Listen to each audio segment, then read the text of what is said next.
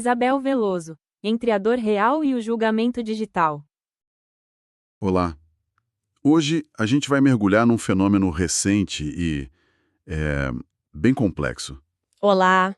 A gente não vai focar na biografia da Isabel Veloso, mas em algo que talvez diga mais sobre nós do que sobre ela. Exato. A reação pública. Isso. Aquela virada de chave abrupta, sabe?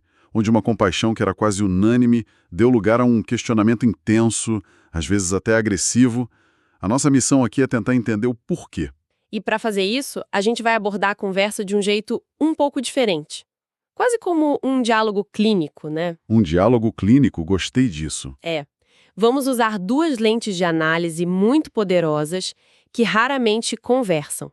De um lado, a neurociência, para entender o que acontece no cérebro, Certo? e do outro, a psicanálise, para decifrar as dinâmicas inconscientes que movem o coletivo. Perfeito. Nosso material de base são os fatos cronológicos como foram reportados por fontes como a CNN Brasil, Veja Saúde, O Tempo. Sim, os fatos conhecidos. Mas o nosso foco vai ser interpretar esses fatos através de conceitos de pensadores como Freud e Lacan na psicanálise e Antônio Damasio e Robert Sapolsky na neurociência. E aqui acho que a gente precisa deixar uma coisa muito clara desde o começo. Um enquadramento ético. Fundamental. As acusações que circularam online sobre vendas, a questão da maternidade, suposto envolvimento com casas de apostas. Todo aquele ruído. Todo aquele ruído. A gente vai tratar isso aqui como um fenômeno social. Não estamos aqui para verificar se são fatos ou não. Nosso objetivo não é julgar a pessoa. De forma alguma. É entender a anatomia da reação coletiva. Ótimo. Então, para todo mundo ficar na mesma página, vamos reconstruir rapidinho a linha do tempo. Vamos lá. A história pública começa em 2021. Isabel Veloso, aos 15 anos, é diagnosticada com linfoma de Hodgkin. E aí ela começa a compartilhar a jornada nas redes sociais. E aqui já tem o primeiro gatilho. Do ponto de vista da neurociência, uma história de sofrimento, principalmente de alguém jovem, ativa na hora o que a gente chama de cérebro social. O cérebro social. Áreas como a ínsula e o córtex cingulado anterior, elas disparam. São as regiões da empatia. De forma bem simples, elas nos fazem sentir tipo um eco da dor do outro. Então a primeira reação é visceral, quase um reflexo. Nosso cérebro espelha a dor, é isso. Exatamente. Esse é o primeiro nível, o da conexão emocional bruta. Mas, ao mesmo tempo, outra área, o córtex pré-frontal medial, começa a trabalhar. E o que ele faz? Ele é o nosso contador de histórias interno, sabe? Ele tenta organizar os fatos, criar uma narrativa coerente e, o que é crucial, avaliar a credibilidade da história. Ah, interessante. Então, desde o início, o público estava duplamente engajado, sentindo a dor e, ao mesmo tempo, construindo uma história sobre ela. E essa história foi ganhando capítulos importantes, né? Em abril de 2024, ela se casa com o Lucas Borbas e isso foi um acontecimento midiático. Um acontecimento potentíssimo. Para o cérebro que está acompanhando essa narrativa, o casamento não é só um casamento.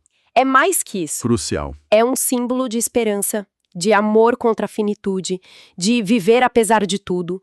Eventos assim liberam dopamina, ocitocina, são neuroquímicos de recompensa e de vínculo.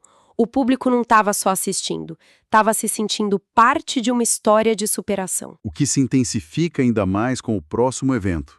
Em dezembro de 2024 nasce o filho, o Arthur. E em outubro de 2025, ela passa por um transplante de medula óssea.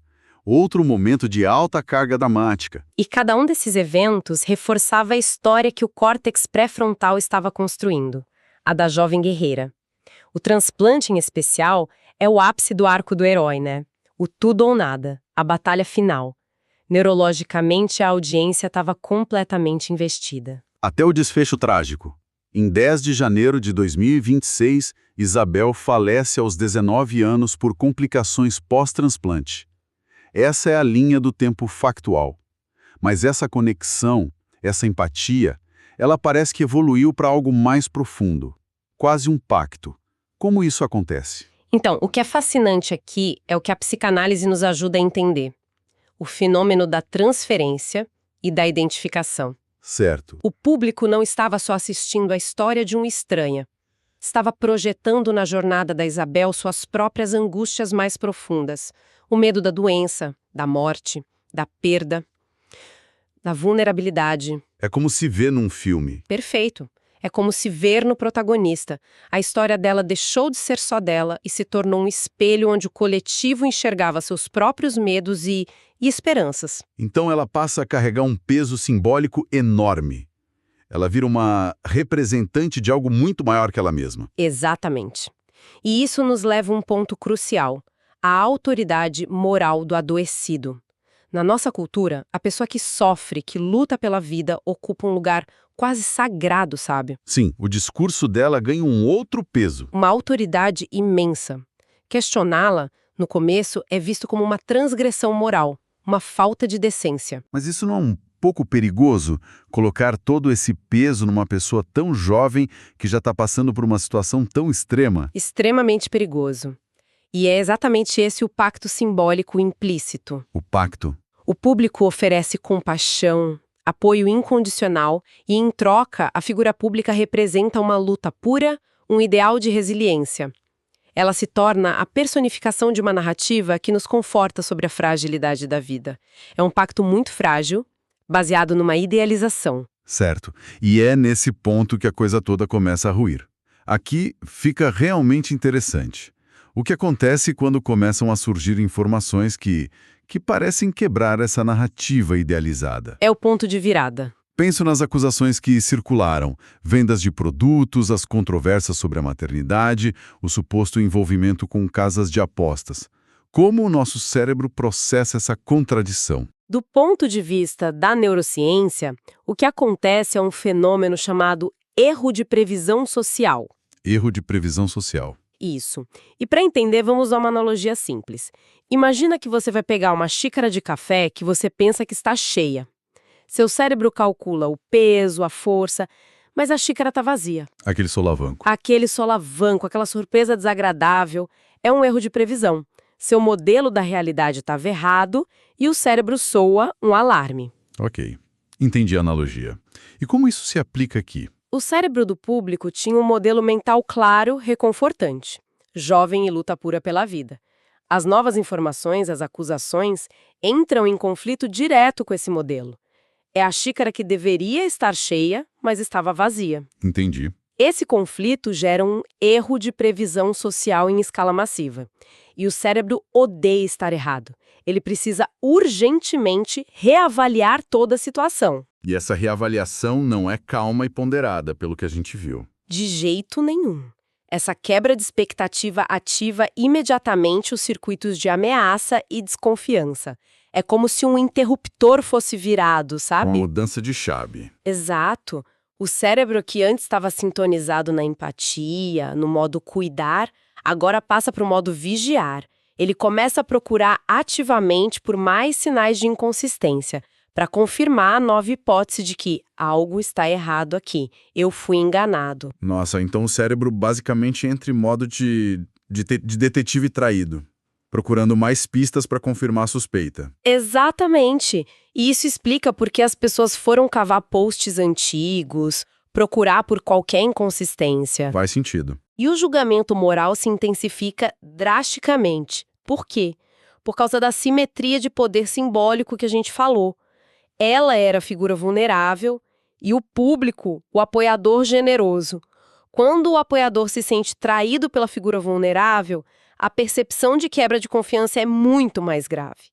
A reação, portanto, é desproporcionalmente severa. Entendi a reação do cérebro, essa coisa do alarme de ameaça, mas a agressividade da reação, o ressentimento, o linchamento virtual, isso parece mais profundo. Isso vem de outro lugar, não é? Sim, a neurociência explica o alerta, mas a psicanálise explica a violência da reação.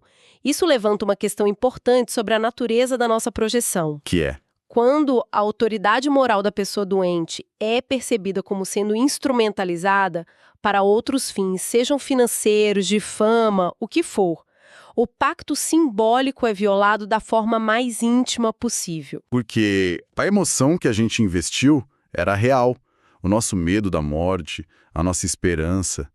Então, quando a gente se sente enganado, a traição parece pessoal, Precisamente. O público não se sente apenas enganado em sua percepção dos fatos.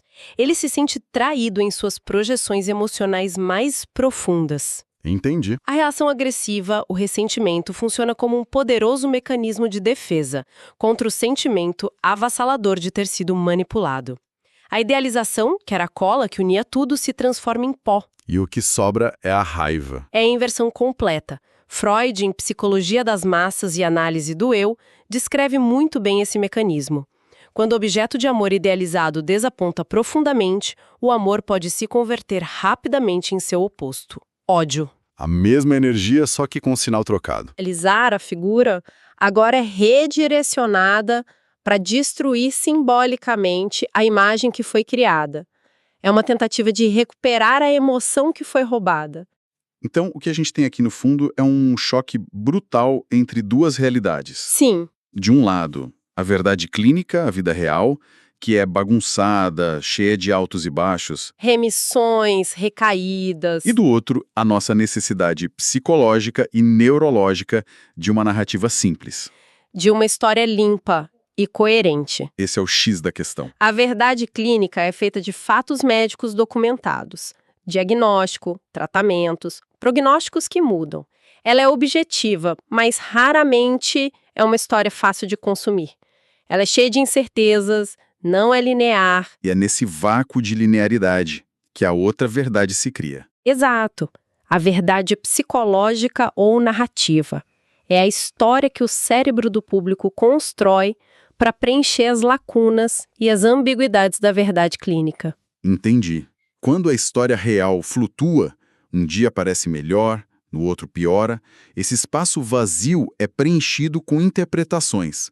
E essas interpretações, alimentadas pelos mecanismos de desconfiança que a gente já discutiu, podem evoluir da compaixão cega para a suspeita cínica num piscar de olhos. O que deixa claro, então, que nossa análise não está tentando definir o que a Isabel Veloso fez ou não fez. De forma alguma, Isso seria impossível e não é o nosso papel. não é? O objetivo é entender por que a intensidade da reação coletiva foi tão extrema, tão polarizada, e a resposta parece estar exatamente nesse choque. O choque entre a vida real e a história que a gente quer ouvir. O choque entre a complexidade confusa da vida real de uma pessoa e a nossa necessidade quase desesperada por histórias claras, com heróis e vilões bem definidos. A reação violenta não é tanto sobre os fatos em si, mas sobre a quebra da narrativa confortável que nós mesmos construímos para nos proteger. Ok. Então, se eu entendi bem, estamos falando de um processo em 3 fases. Uhum. Primeiro, a gente se conecta por uma empatia quase neurológica, visceral. Depois, a gente idealiza essa pessoa, projeta nela nossos medos e esperanças, criando um pacto simbólico. E por fim, A quebra. quando essa imagem idealizada se quebra, a reação é violenta porque sentimos que a nossa própria emoção foi traída. É isso? É uma síntese perfeita. O primeiro passo é neurológico, a empatia que nos conecta. O segundo é psicanalítico, a projeção que cria o ideal. E o terceiro é a colisão dos dois quando a realidade não corresponde à narrativa. E aí vem a reação. O erro de previsão dispara a desconfiança e a quebra do pacto simbólico alimenta a agressividade. Isso tudo nos leva a uma reflexão final, que é o que realmente importa. Exato. A história toda levanta uma questão importante e talvez um pouco desconfortável para todos nós. Qual seria? Numa era em que a vulnerabilidade se tornou, em muitos aspectos, um produto de consumo nas redes sociais, uma forma de capital, como podemos desenvolver um jeito de se engajar que seja, ao mesmo tempo, crítico e humano?